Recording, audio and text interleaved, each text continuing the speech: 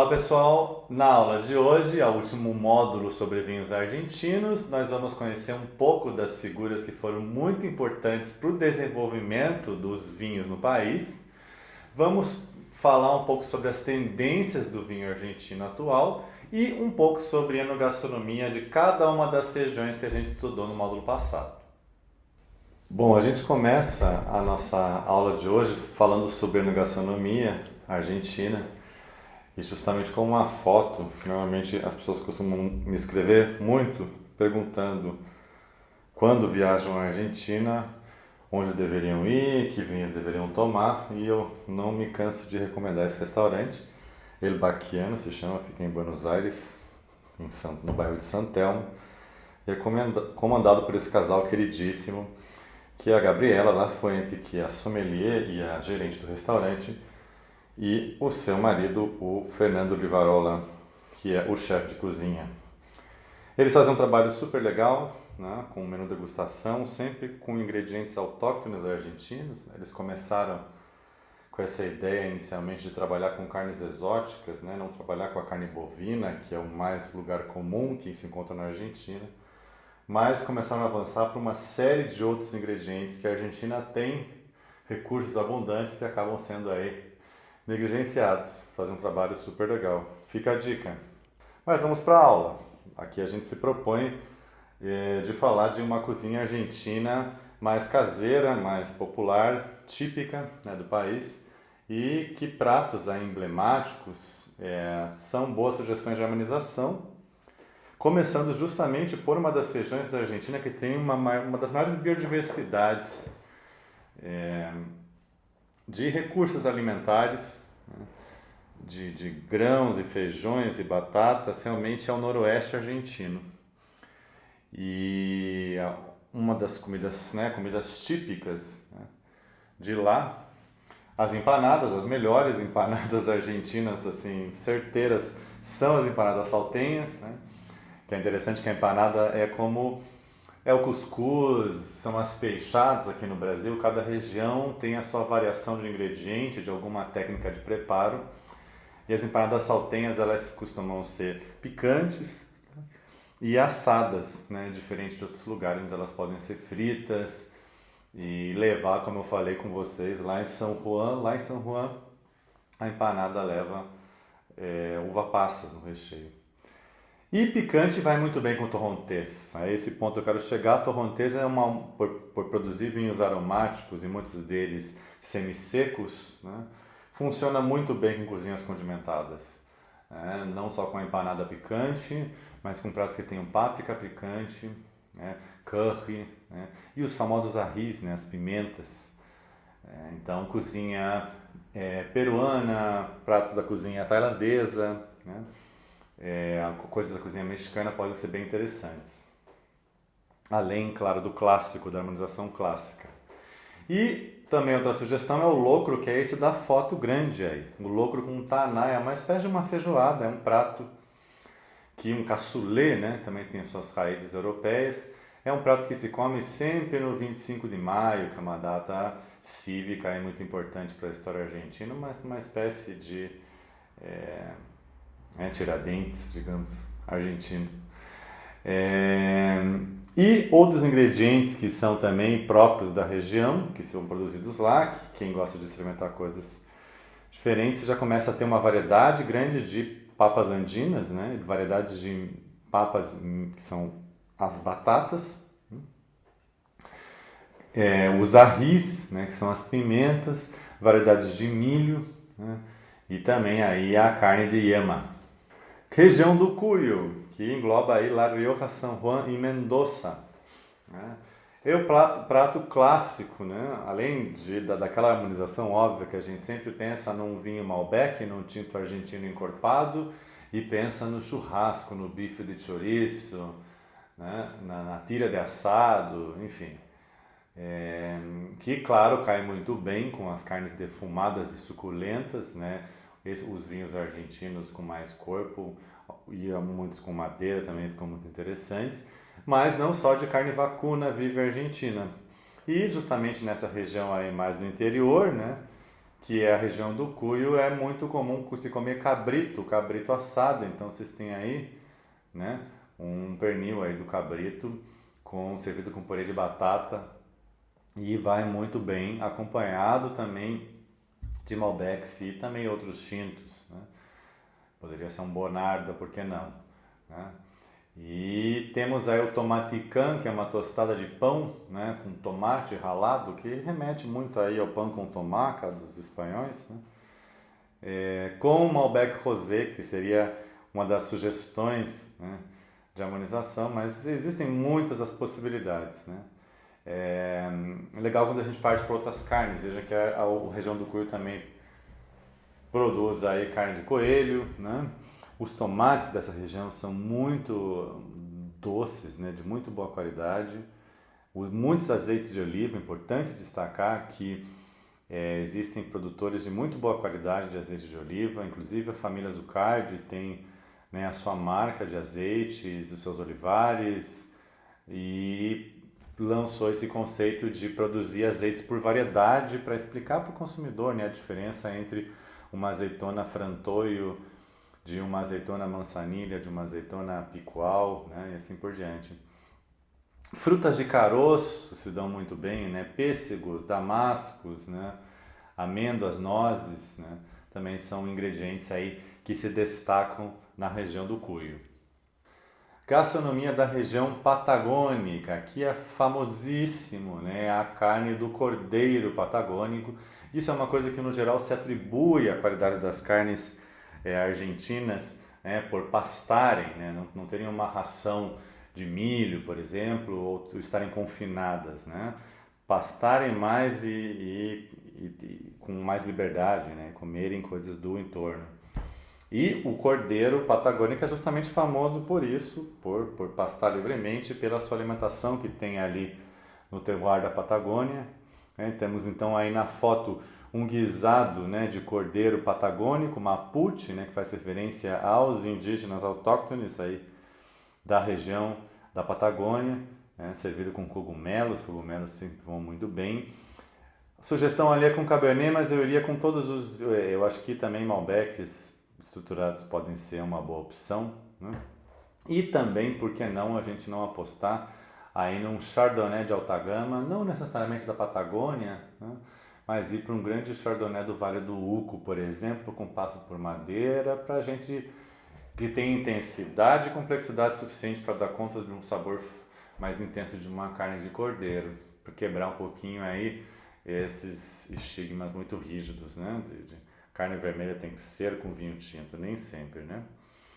Empanadas de truta, né, com Chardonnay ou até com Sauvignon Blanc, né?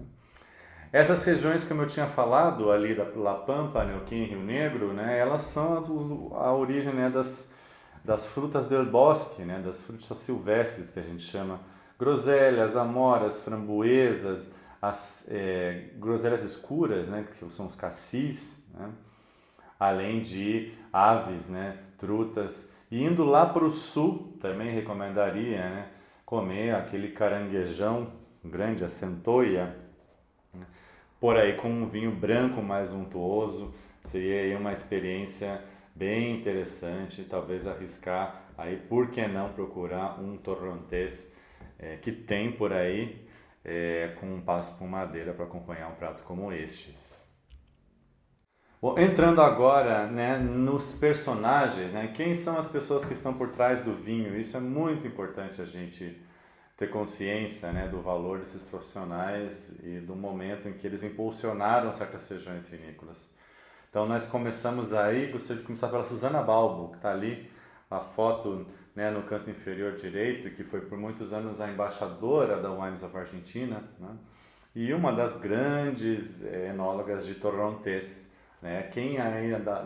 Quem já não provou o seu famoso Crius Torrontés, foi um dos primeiros brancos de Torrontés, né, que mostraram que chamaram muita atenção de que realmente podia se fazer um vinho branco muito gostoso dessa uva a um custo-benefício excelente. Algumas figuras ali importantes, Pepe Galante, por muito tempo foi enólogo da Catena, né, com aquele estilo classudo dos vinhos da Catena, né? mais potentes, muito concentrados, com madeira presente, né? Mas ao mesmo tempo muito lineares aí no paladar. Tá aí o cara responsável do lado esquerdo, abaixo. Acima nós temos o Arnaldo Echar, que lá no norte da Argentina, da Bodegas Echar, né? Resolve por primeira vez produzir grandes vinhos de alta gama, né, no norte argentino, e para isso ele vai lá e chama um francês, que vamos falar dele daqui a pouco. E ele realmente, o Arnaldo Echar, é um dos precursores ali do norte. O Jorge Riticelli, né, que está por trás aí das Bodegas Norton, que também é uma vinícola que tem uma presença bem grande aqui no Brasil e foi uma das que impulsionou a imagem, né? Fortaleceu a imagem da região de Lujan de Cuyo. Seguimos aí com Catena, né? Já eleito, né? O enólogo, né? Personalidade do ano na revista de vinhos, né? De 2009. Que revoluciona em fazer a pesquisa de terroir, ir mais para o Vale do Uco, sair da zona de conforto de Lujan de Cuyo. Então ele tem um papel muito grande, né, na melhoria da qualidade do vinho mendocino, em dar visibilidade. Acima, né, nós temos o senhorzinho ali careca, Guillermo Canali, que é um dos precursores ali da região da Patagônia, da vinícola Humberto Canali, né? Abaixo o carismático, né, Alberto Sucardi, que botou toda a família, né, para trabalhar num negócio familiar. É muito legal você ver que muitas vezes a Argentina acaba tendo vinícolas que passam para a mão de outros grupos, né, e essa vinícola mantém essa essência familiar, que é a família Sucardi, que inovou muito na Argentina, em lançar um primeiro vinho de alta gama de Tempranillo, em lançar um primeiro vinho fortificado de Malbec, né, feito à maneira dos vinhos do Porto, porém na Argentina, lançar espumantes de uvas tintas, que é o projeto do Alma 4, de um dos filhos do Alberto, né, e que, como eu comentei com vocês, produzem aí azeites de oliva que são imperdíveis, né. Aqui nós temos precisamente quem são os enólogos, os tais dos enólogos consultores ou os flying winemakers, que a convite seja do Arnaldo Echar ou seja do Nicolás Catena, vem parar na Argentina para assessorar, para que a Argentina pudesse produzir um vinho de alta gama mais competitivo, né? E essa é uma das estratégias que a Argentina adota desde o início, diferente do Chile, que invade o mercado, toma conta do mercado com muitos vinhos de entrada a um preço acessível. A Argentina quis arriscar mostrando para os países, para os mercados consumidores, seus vinhos de média e de alta gama, deixando os vinhos de entrada para cá, para consumo doméstico. E nós temos o Michel Rolland, né, que é um francês habituado a vinificar na região de Bordeaux, que vem para cá a pedido do Echar, né. É um dos consultores do famoso, icônico vinho saltenho San Pedro de Acochuya, né? E trabalha em projetos do famoso Clos de los Siete, né? Que é de investidores franceses, um grupo aí de 6 vinícolas instaladas no Vale do Uco, cada uma com a sua proposta de vinhos. Mariflor é o projeto pessoal do Michel Rolland, mas ele também está por trás, né? Também assessorando os vinhos Montevierro. Ao lado dele nós temos Paul Hobbs, que é um enólogo com uma experiência da Califórnia, né, que vem para cá para assessorar vinícolas, né, inclusive acaba montando a sua vinícola, que tem uma reputação muito grande aqui para o consumidor brasileiro, que é a Vinha-Cobos, né, que são aqueles típicos vinhos bem madurões e com bastante carvalho, vinho espesso na boca, né, encorpado é pouco, né, que são os estilos dos vinhos da Vinha-Cobos, que tá nas mãos do Paul Hobbs, esses vinhos, e são feitos para o mercado estadunidense, que sempre gostou desse estilo de vinho, né? Repercutiram também bastante aqui no Brasil.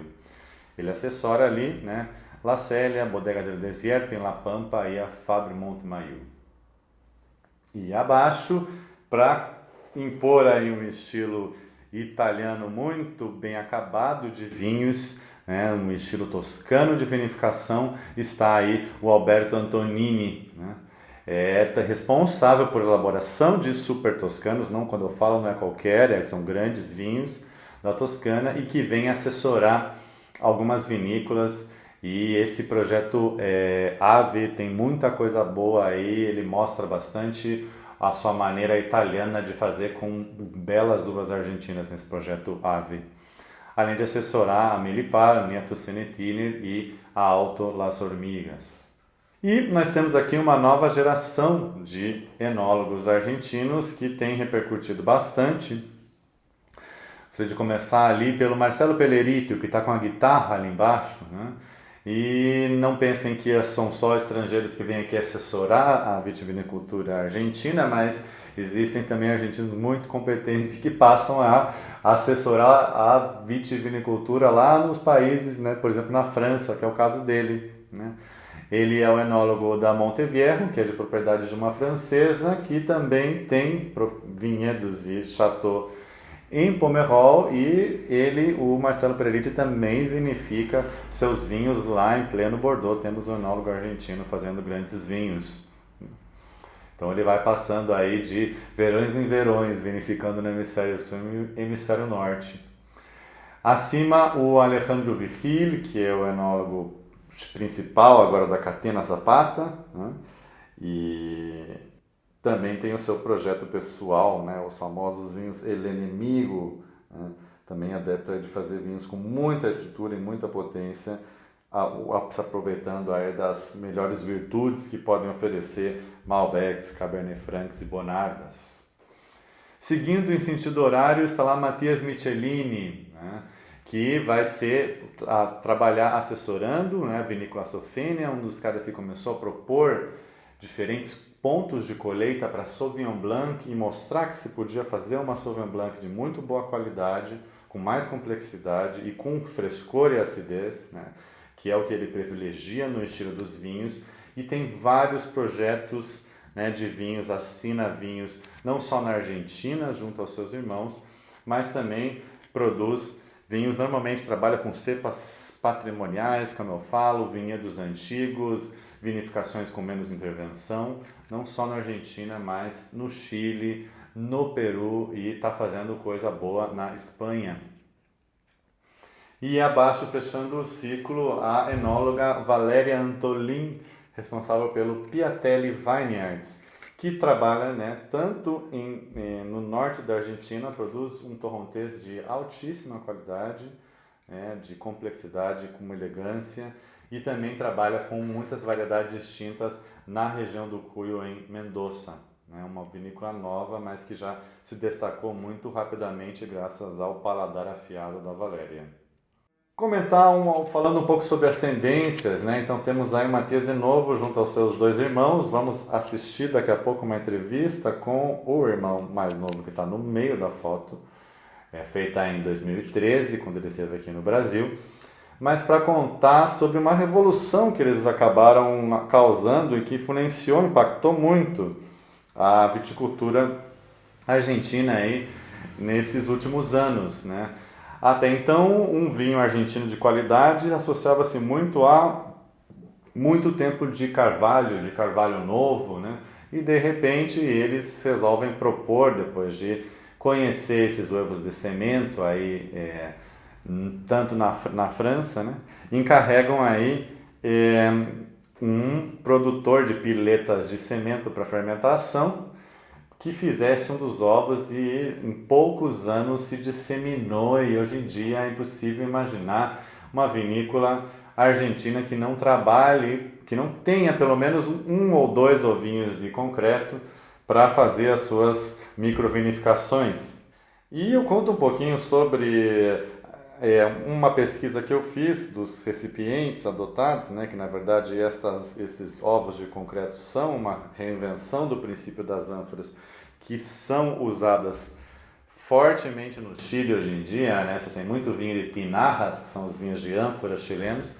Na Argentina eles modernizam, né, e fazem os tais dos ovos de concreto, cujo formato, né, cujo material natural ajuda nas macerações, ajuda na manutenção de temperatura e consegue dar volume para vinhos brancos, né? Estrutura para vinhos tintos, Mas além de questões técnicas, existe aí uma dimensão simbólica de se usar esses ovos de concreto, porque eles normalmente vêm aliado a um manejo orgânico, biodinâmico dos vinhos, né? Então, existe uma relação muito interessante. Eu coloquei aqui umas frases que foram coletadas durante entrevistas com estes enólogos sobre o que significava vinificar, né, um vinho num ovo de concreto. E aqui algumas falas legais, né? O vinho respira dentro do ovo pela porosidade do material, ou seja, o vinho é vivo, ele respira, né? E o ovo representa a vida, né? É a forma perfeita, sem cantos, sem arestas. Na forma oval há uma grande atração das energias dos astros, né? Que também influenciam, né? Não só o Sol, mas a Lua e outras constelações impactam na maneira como se enxerga o cultivo de uvas e a vinificação nestas correntes. Bom, então antes de partirmos para a entrevista, para fechar algumas informações técnicas que são importantes, né? O instituto que regulamenta a vinificação, né, na Argentina, a vitivinicultura, chama-se INV, Instituto Nacional de Vitivinicultura, e algumas questões importantes são que a Argentina proíbe a chaptalização, que é adicionar açúcar no mosto para aumentar o álcool. Afinal, eles não precisam, né? Tem muito sol e as uvas amadurecem muito bem, bem docinhas. Os varietais devem respeitar mínimo 85% da uva mencionada no rótulo, e este mesmo rótulo deve conter, né, o tipo de vinho, graduação alcoólica, capacidade, informações básicas, né, identificação da vinícola e da análise do vinho. E falando aí um pouco em indicações geográficas, ainda está caminhando essa questão das certificações na Argentina. Houve uma primeira denominação de origem, mas com efeitos comerciais iniciais, que foi a tal da DOC Malbec Lujan de Cuyo, e sem os estudos técnicos que são uma condição que embasam nessa criação das denominações de origem. Não teve tanto impacto tampouco aí a de São Rafael. Porém, agora o negócio está ficando sério, estão estudando, fazendo esses estudos de demarcação de terroirs por perfis de solo, e eu diria que essas duas indicações geográficas ali, tanto Pará e Altamira, que é no distrito de São Carlos, no Vale do Uco, quanto Guartajari, em Tupungato, no Vale do Uco, são os Gran Crus, aí onde tem saído os vinhos tintos mais excitantes, aí, mais empolgantes da Argentina. A gente segue precisamente com uma entrevista agora com o Juan Pablo Michelini, falando um pouco sobre o seu terroir preferido na Argentina, Guartajari.